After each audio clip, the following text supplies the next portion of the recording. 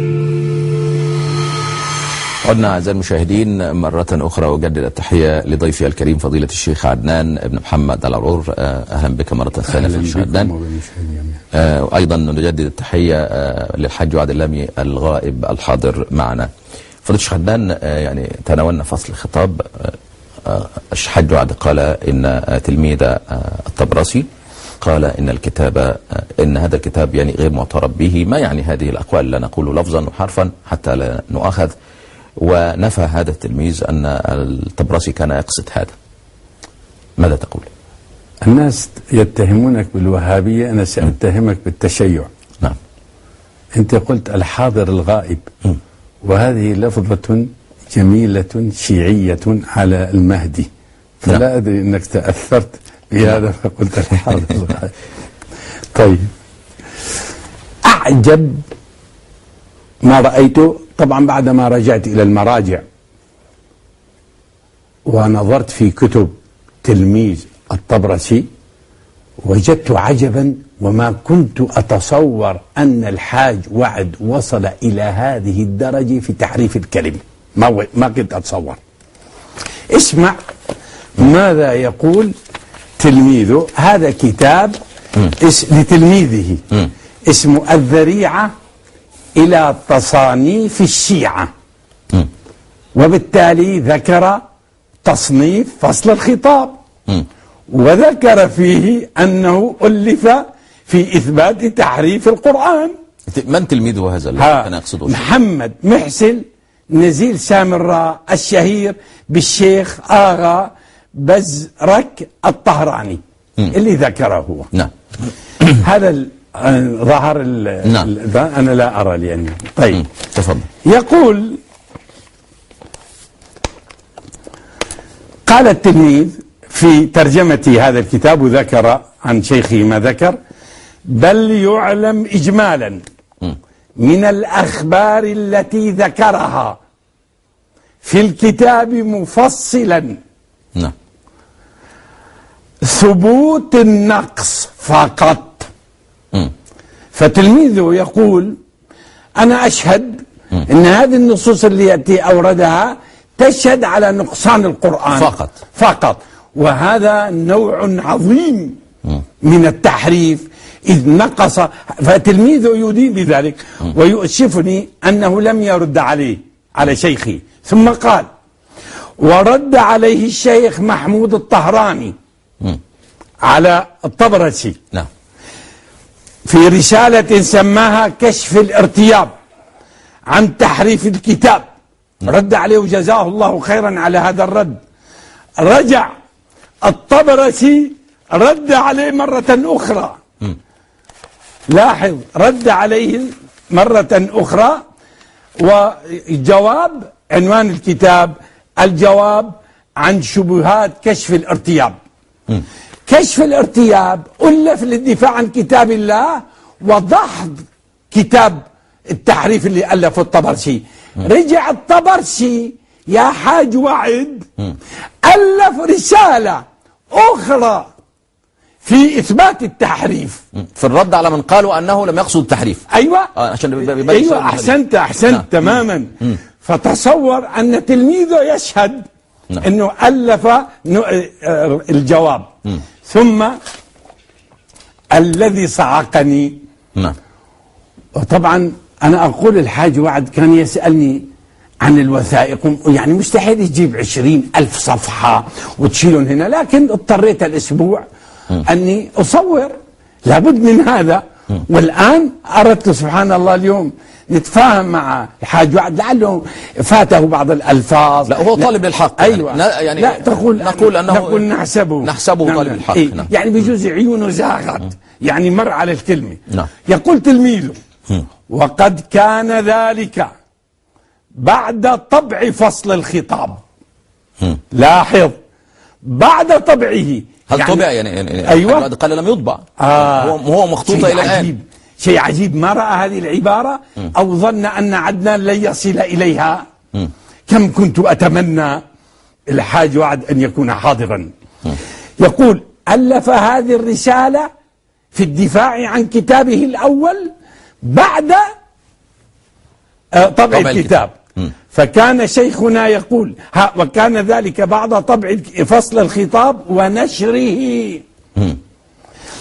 فكان شيخنا يقول لا عرض عمن يطالع فصل الخطاب ويترك النظر في تلك الرسالة. يعني حتى لا تقع في نفسك شبهات في كتابي، أنا أجبت عن الشبهات في رسالة تالية وأكدت على عقيدتي في تحريف القرآن. هذه رسالة للرد على بزرك ده أو برزك ده الطهراني أو الطهراني. لا مو بزرك، لا رد على الطهراني اللي ألف، اللي هو الرد على على الطبرسي، أما ذا فصل الخطاب. نعم. قالت إلى آخره، يعني يتكلم خلص يعني. طب يقول من باب الأمانة، تفضل. أنا لا أتكلم، يقول عن المصحف الذي بين أيدينا الآن فهو سليم من يوم عثمان. أنا أتكلم عن الوحي الإلهي، هي أخطر. وتلميذه ينقلها، لاحظ، يقول تلميذه، يقول الطبرسي: فإنه ليس مرادي من التحريف والتغيير والتبديل، بل خصوص الإسقاط لبعض المنزل المحفوظ عند أهله. يعني محفوظ عند المهدي، هذاك ما حصل فيه تغيير. فإنه باق على الحالة التي وضعها بين الدفتين. ثم يقول إنه هذا القرآن بين أيدينا ما تغير من يوم عثمان، في عصر عثمان لم يلحق زيادة ولا نقصان، بل المراد من تأليف الكتاب الإلهي المنزل. أعوذ بالله. تلميذه يشرح ووعد يقلب الأمور وينقل. هذا من أعجب ما رأيته. أظن كفى هذا. نعم. طب يعني دليلك على أن هذا الكتاب أعرف أن كتاب فصل الخطاب، يعني هو هذا طبعا فصل الخطاب يريد أن يثبت الكلام الفصل في كتاب الله. هناك من يقول بتحريفه وهناك من يقول بعدم تحريفه، فهو حسم وفصل الأمر بعدم تحريفه. هذا أولا. هذه نتيجة الكتاب. نتيجة الكتاب. من اللغة يجوز في إثبات تحريف كتاب. نعم، في إثباته هل هو محرف أو لا. في إثبات لا عفوا. في إثباته هل هو محرف أو لا. ثانيا، إذا كان هناك وأيضا إنكارا آخر منك دكتور دكتور عبد الحميد، لما تكلمت عن فصل الخطاب قلت إنه ألفه للدفاع عن كتاب الله. هذا كتاب فصل الخطاب. أيوة. لمن هذا فصل الخطاب؟ هذا للنور الطبرسي، أحد مراجع الشيعة الكبار، وهو صاحب ثامن كتاب من كتب الشيعة المعتمدة، وهو مستدرك الوسائل. أول مرة كمل الوقت حتى أنا أخذ وقت. لا بس أنا حجيك الوقت. أريدك أن تقرأ عنوانه للناس. ما هو عنوانه؟ بالله يدعوني فيه، لأنه أنا هذا كتاب لطيف وسفر شريف يسمى بفصل الخطاب في إثبات تحريف كتاب رب الأرباب. جيد. إذن الكتاب في إثبات تحريف كتاب رب الأرباب. والدكتور التيجاني في كتابه مع الصادقين طيب ذكر هذا العنوان، قال اسم الكتاب في إثبات تحريف كتاب رب الأرباب. أي مذكور. طيب إذن الدكتور يقول هو ألفه للدفاع عن كتاب الله. هنا في إثبات. والآن انظر ملازمة. لا بأس، قلت هذا كتاب لطيف وسفر شريف عملته في إثبات تحريف القرآن وفضائح أهل الجور والعدوان. صحيح. وسميته فصل الخطاب في تحريف كتاب رب الأرباب. إذا مو في إثبات. هذا العنوان غير اللي في الداخل. هو عنوانه. طيب أنا أرجع للنسخة الأصلية من شيخك. هذه أصلية هذه. لا هذه الصورة. اقرأ هذه الصورة أنت اقرأ هذه. صفحة كم؟ هذه وإثباته أخرى. وعلى اختلاف النظم واختلاف كفصاحة بعض فقراتها البالغة حد الإعجاز وسخافة بعضها الأخرى.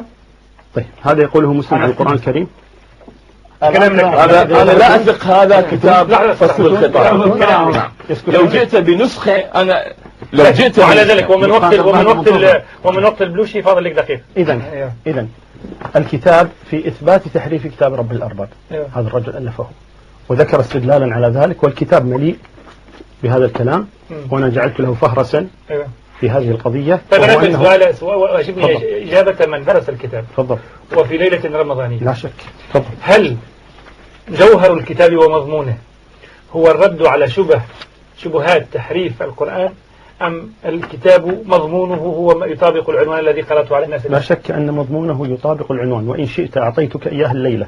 أيوة. وتأتي غدا وتخبرنا عما سمعت أو قرأت فيه. ممكن لو تأتي طيب بالنسخة أنا أقول حاجة ذلك إنكار النجدي أن فصل الخطاب في تحريف كتاب رب الأرباب ثم قال نعم بيني وبينه، قال نعم هو كذا واستعاره مني، ثم بعد قال لا هو تراجع عن هذا القول، ثم قال كل من يقول بالتحريف كافر. فلما ألزمناه بتكفير البخاري ومسلم أنه يقول البخاري ومسلم يقولون بالتحريف، قال لا أنا ما أقول كافر، أنا أقول من يجحد يكون كافرا، وهذا من التلبيس.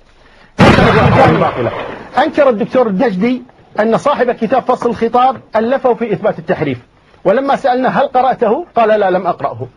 أنت رجل أكاديمي، رجل علمي، أستاذ في الجامعة، تحكم على كتاب وأنت لم تقرأه، على الأقل انسب قل قال علماؤنا إنه كذا. أما أن تتبنى هذا الرأي وتقول لم يؤلف في هذا ثم أعطيته الكتاب واستعاره مني وجاءني وقال نعم هو يقول بالتحريف لكنه تراجع. متى تراجع؟ متى علمت أنه تراجع؟ هل اتصلت بالآيات ثم اطلعت بعد ذلك على هذا القول؟ قال إنه تراجع عن قول، وهذا أيضا غير صحيح، بل الرجل ألفوا عليه كتابا ردا عليه، فألف كتابا يرد على من رد عليه. قال الدكتور